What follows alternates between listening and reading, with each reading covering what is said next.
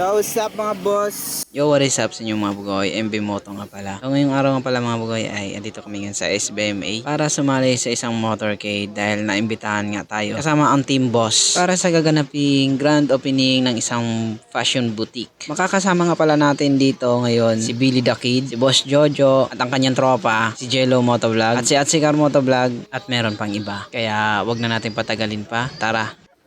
Dito nga ay naging kalmado at smooth naman ang takbo ng aming pagsama sa motorcade hanggang sa maikot namin sila sa kung saan talaga yung ruta ng motorcade hanggang sa dumating kami sa mismong location kung saan gaganapin ang grand opening ng Susimo Fashion Boutique. Dahil nga masyadong mahaba yung ruta ng motorcade ay diretso na tayo sa pinaka-location. Pagdating ko nga dito sa location ay bigla kong nakita si Boss Jojo na may kausap at parang familiar siya sa akin kaya di na ako nagdalawang isip na magpa-shoutout sa kanya.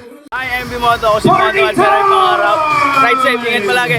Yun, Pagkatapos ko magpa-shoutout kay Mon, pumunta na ako kay Monday para tignan kung anong itsura ng artificial grass na nilagay niya kay Monday. Pagkatapos ko tignan si Monday, pumasok na ako dito sa event at napansin ko maraming mga food booth. At ang sabi naman sa atin ay libre tayong makakuha ng mga pagkain dito mamaya kapag nakakuha tayo ng stop. At syempre naghanap muna tayo ng pwesto para dito na maghintay hanggang mag-start ng event. Pagdating nga dito sa loob ay nakasama natin si Frey Vlogs at sila Boss Jojo at syempre yung isang kasama niya naka-brown na malupet at akala ko nagbablog lang talaga siya pero yun pala ay nagra-rap din at napakaangas niya mag-rap. Tapos na kami mag-vlog dito sa loob kaya inanap na namin sila at si Carl at dahil nga di namin siya mahanap dito sa loob tinignan namin sa labas at ito yung nakita namin. Kaya naman pala di namin makita si Atsikar Motovlog dahil ito pala ang ginagawa niya sa labas. Kaya nga saktong-sakto din at anong oras naman na ay kumain na din kami ni Boss Jojo. At pagkatapos namin kumain ay pumunta kami sa pwesto ni Mon at meron nga siyang mga naka-stock dyan kanina na mga templado ng kape niya at yung mga kasama ko ay umiinom na kaya nagalangan pa ako dahil baka mamaya binibenta yon. Pero nung naalala ko yung sinabi ni Mon na may libreng kape sa booth niya ay yun,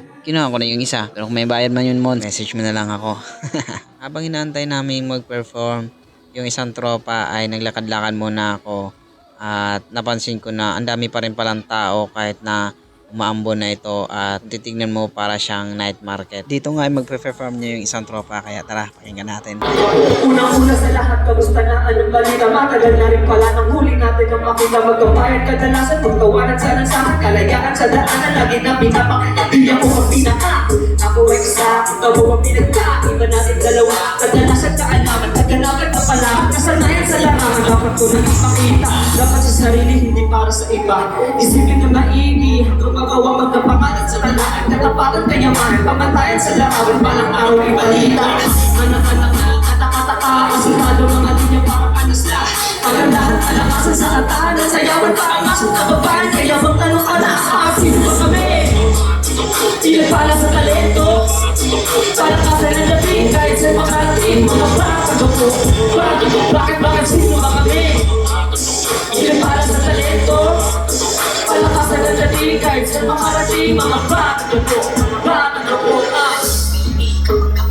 Yun, napakaangas naman talaga. So, ayun lang mga bugoy at maraming salamat sa panonood. See you sa ating next video. Ingat, God bless, ride safe.